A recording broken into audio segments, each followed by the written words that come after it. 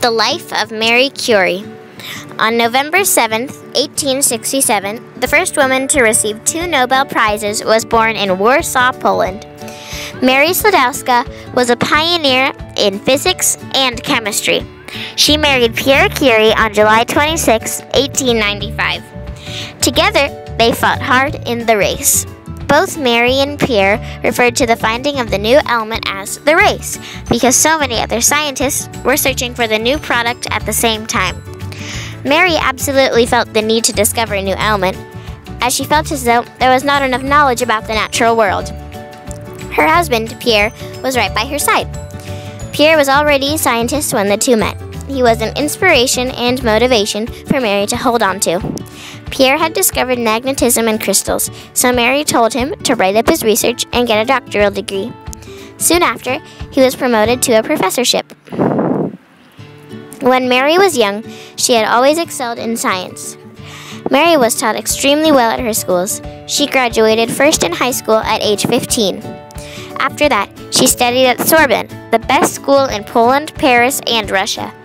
Mary gravitated towards learning about the sciences.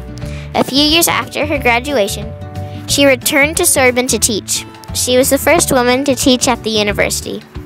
Once she decided to stop giving lessons, she went out to start working in a lab.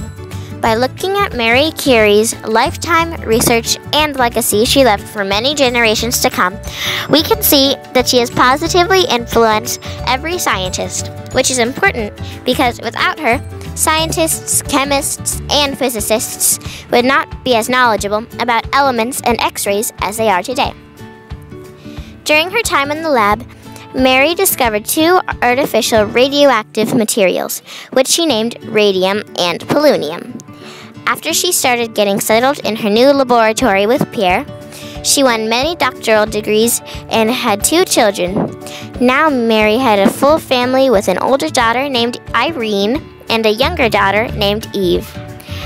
As the 2 girls grew up, Pierre died and Mary was heartbroken and devastated. But time passed and she soldiered on. Years went by and Mary was secure. She made up her mind to focus on her work. When Irene was old enough, Mary had taken her on a trip.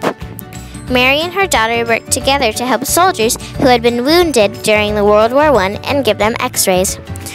Working side by side, Irene and Mary saved many lives during the battle.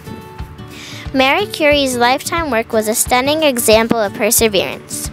When scientists did not agree with her research conclusions, and when reporters turned her down, Mary kept pushing and running until she finally won the race.